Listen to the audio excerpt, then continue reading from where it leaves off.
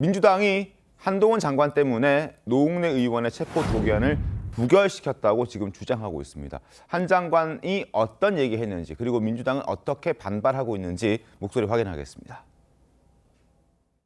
구체적인 청탁을 주고받은 뒤 돈을 받으면서 저번에 주셨는데 뭘 또 주냐, 저번에 그거 제가 잘 쓰고 있는데 라고 말하는 노웅래 의원의 목소리, 돈봉투 부스럭거리는 소리까지도 그대로 녹음되어 있습니다.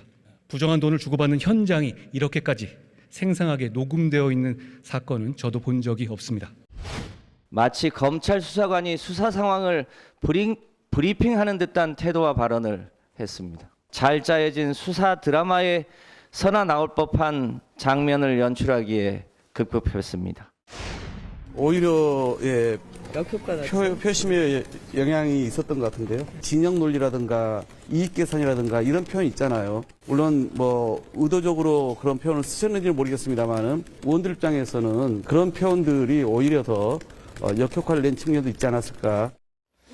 자, 그리고 박찬대 의원은 한 발 더 나아가서 너무 구체적으로 얘기했기 때문에 이건 위법의 소지가 있다, 이런 얘기까지 했습니다. 그 목소리까지 이어서 확인을 하겠습니다. 법무부 장관은 개별 사건에 대해 가지고 구체적인 보고를 듣거나 또는 수사에 개입하지 못하도록 되어 있지 않습니까? 전 국민이 보고 있는 그 상황에서 너무나도 구체적으로 이야기하고 있기 때문에 사실 민주당에서는 한동훈 장관의 저런 제안 설명은 법무부 장관으로서 부적절한 것이 아니라 오히려 법을 위반하고 있는 것이 아닌가, 이렇게 의심이 들 정도였고요. 자, 한 장관이 어떤 발언을 했는지 과거 장관들이 나와서 했던 얘기들이 쭉 있는데 비교를 좀 해보겠습니다. 한국일보 보시죠. 한동훈 법무부 장관은 노웅래 의원의 체포 동의안을 표결하면서 1950자의 얘기를 했다고 합니다. 많긴 많습니다. 구체적으로 언급한 부분은 맞는데 역대 최장인 것도 맞는데 최근 15년간 사례 13건을 분석했을 때도 상당히 많은 축에 속합니다. 자, 한국일보 최근 15년간 법무부 장관이 국회 본회의에 나와서 발언대에서 체포 동의안 요청 이유를 설명한 사례 13건을 분석했는데, 자, 한 장관은 이례적으로 상세하게 증거 관계를 설명했고 개인적 의견까지 언급하는 등 다른 장관과 확실히 다르긴 했다. 이건 맞는 얘기입니다. 그런데 추미애 전 법무부 장관, 박범계 전 법무부 장관도 지금 체포 동의안 때문에 나와서 설명을 했지만 이때는 300자 내외였다. 330자, 300자, 380자 뭐 이 정도 수준이었는데, 그렇다고 해도 뭐 이렇다 하더라도 이게 그 이유가 될런지 모르겠습니다. 체포 동의안을 부결시킨 이유가 될런지는 잘 모르겠거든요. 저는 오히려 민주당의 지금 그 박찬대 최고위원이나 박홍근 원내대표가 당 지도부인데 네. 지도부가 나서서 공개적으로 한동훈 때문에 역효과가 나서 민주당 의원들이 대거 부결표를 던졌다라고 자백하는 꼴이 되거든요. 네. 지금 사실은 이유가 어쨌든 간에 이 노웅래 의원의 체포동의안의 혐의는 무슨 애국 인사도 아니고 양심수도 아니고 독립투쟁한 것도 아니고 단순한 개인 비리와 뇌물 수수 의혹이잖아요. 네. 그것에 대해서 국회에 있는 이 불체포 특권을 이용해서 일단 방탄을 해서 못 잡아가게 한 거라는 게 국민들 인식입니다. 평범한 인식은. 야, 그러면 보통 일반 서민들은 조그만 죄만 져도 검찰이 부르고 경찰이 부르면 가는데 국회의원이라고 해서 그 방탄 뒤에 숨어서 같은 또 끼리끼리 또 국회의원들이 부결시켜가지고 못 가게 하면 이게 말이 되느냐. 댓글들의 일반적 반응은 다 그겁니다. 정말 국회의원은 아직도 멀었다. 정치권은 아직도 멀었다. 이렇게 비판을 하게 되는데 그런 민주당의 결론을 마치 한동훈 장관의 발언대로 했다고 하면, 물론 한동훈 장관이 이례적으로 길거나 구체적인 혐의를 너무 자세하게 설명했구나, 이건 논란이 있을 수는 있습니다. 그러나 그게 법을 위반한 상황이 아니라고 하면 민주당에서 그걸 이유로 우리가 부결했습니다라고 말하는 게 과연 국민들이 어떻게 볼까요?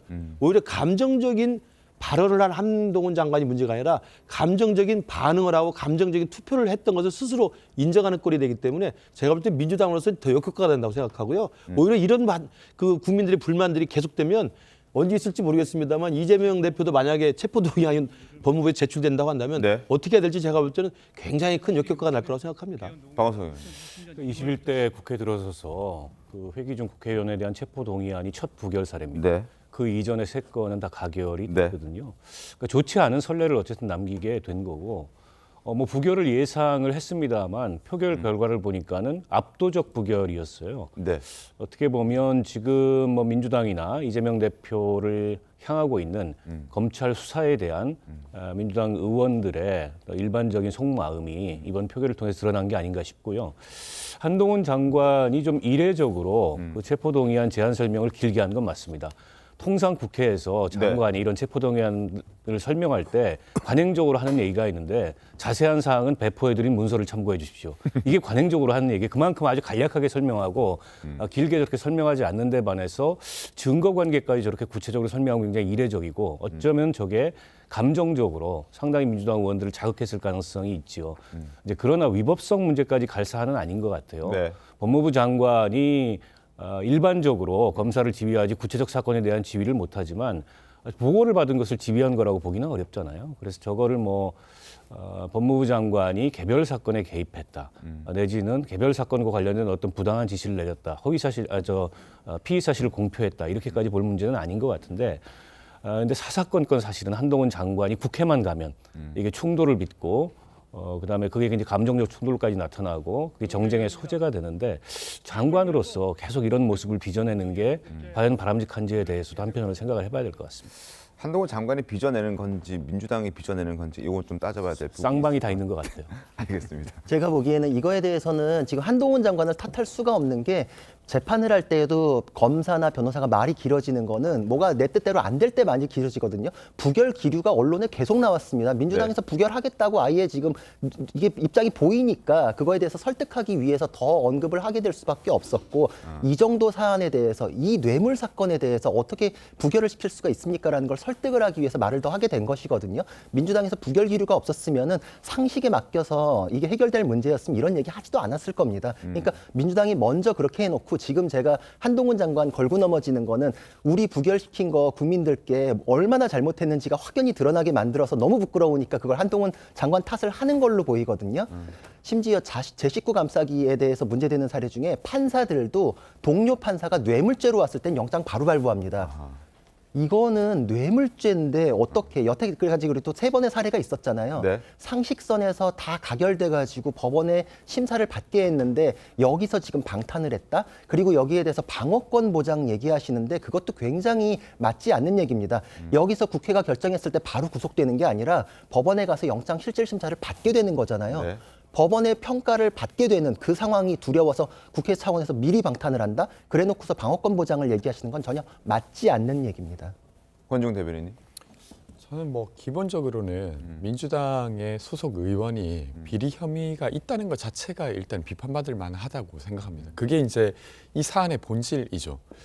근데 사실 노웅래 의원은 12월 초에 이제 검찰에 자진 출두해서 조사를 받고 있고 압수수색도 받았지 않습니까? 그리고 불체포 특권이라고 하는 것도 그러니까 항구적으로 유지되는 것이 아니라 국회 임시회가 끝나게 되면 뭐 자연스럽게 없어지는 것입니다. 그래서 그러면 이런 것인데 지금 체포해야만 하는 이유를 설명했어야 되는 거였어요. 근데 그 면에서 그것이 예를 들면 노웅래 의원이 도주할 우려가 있거나 아니면 이 사안이 그러니까 한동훈 법무장관이 말한 것처럼 아주 명확한 증거까지 있는 상황에서 뭔가 증거인멸이 가능했다 이렇게 보이진 않습니다. 그래서 저는 민주당 의원들이 지금 당장 체포해야 될 사안인가에 대해서 퀘스천 마크가 있었다고 생각하고요. 회기가 끝나고 나면 그때 해도 네, 되지 그러니까 않느냐? 그때 이제 법원에 이제 구속 수사를 하겠다라고 해서 법원이 인정하게 되면 구속한 채로 이제 재판이 진행되는 것이죠. 그래서 그런 부분이 저는 감안되었을 거라고 생각합니다. 네. 근데 어제 이제 그 현장을 본 기자들 얘기에 따르면 네. 사실은 한동훈 법무부 장관이 이 그 체포동의안을 쭉 설명해가는 과정에 그 아까 구체적인 부분이 있잖아요. 네. 그런 걸 설명할 때 약간 술렁거렸다고는 합니다. 그렇기 때문에 저는 뭐 박홍근 원내대표가 얘기했듯이 어느 정도 영향은 미쳤을 것이다라고 봅니다. 그러나 그게 영향을 미쳤다고 해서 그러면 한동훈 법무부 장관 때문에 이 가결될 것이 부결됐느냐? 그건 전혀 아니라고 보고 오히려 부결된다는 기준은 뭐 그동안의 언론 보도에도 다 나와 있었고요. 네. 그다음에 또 하나 보다 분명한 것은 이재명 대표에 대해서 앞으로 있을지도 모르는 그 동의안, 그거에 대한 전초전이라고 우리가 계속 얘기를 해왔잖아요. 네. 그것 때문에 이미 부결은 결정돼 있었던 거나 마찬가지다. 저는 이렇게 보기 때문에 자 앞으로 뭐 그러면 뭐 다음번에 된다? 1월 임시국회 또 민주당에서 소집할 텐데요. 앞으로 내년 자칫 잘못하면 내년 1년 내내 임시국회 할 겁니다. 그렇기 때문에 다음번이라고는 저는 뭐 별로 없을 것으로 보이고 네. 이거는 이재명 대표를 염두에 둔 거기 때문에 이런 문제가 발생했다고 보는 거지 그걸 지금 뭐 한동훈 법무부 장관 얘기를 하는 거는 핑계에 불과하다고 봅니다. 네. 저도 이 본래 불체포 특권이나 이 국회의원의 면책 특권은 헌법에 보장된 권한입니다. 그러니까 우리나라 재헌헌법 때부터 있던 건데 이건 이제 행정부의 과도한 비대한 권력이 입법부의 국회의원들에 대해서 뭐 어떤 정치적 탄압을 하거나 어떤 억압을 할 것을 대비해서 자유로운 국민의 대표로서의 의정 활동을 보장하기 위한 권한이에요. 그게 이제 과거에 독재 정권 때 군사 독재 시절에 이게 굉장히 중요한 방탄이 됐던 거죠. 그러나 지금 민주화된 지 30년, 40년이 다 돼 있고 지금 올라오는 체포동의안은 대부분의 개인 비리에 관한 체포동의안입니다. 그러면 과연 헌법상 이게 규정되어 있는 본래의 취지, 국회의원의 국민 대표로서의 권한을 독재로부터의 권력을 탄압을 막기 위해서 했던 그 본래 역사적 취지가 이제는 완전히 사라져 있는 거거든요. 지금까지 올라온 체포동의안 중에 어떻게 무슨 야당이니까 탄압받아가지고 정적을 제거하니까 독재 권력으로부터 뭐 탄압받았다는 그런 체포동의안이 있습니까? 다 개인 비리예요.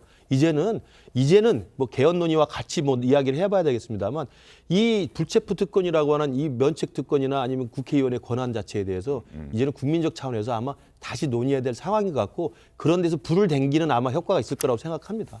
그래서 그런지 한동훈 법무부 장관이 지난 28일에 이런 얘기했습니다. 국민의 눈높이에 맞춰서 새로운 전통을 만들어야 된다. 이렇게 얘기했는데 직접 들어보겠습니다.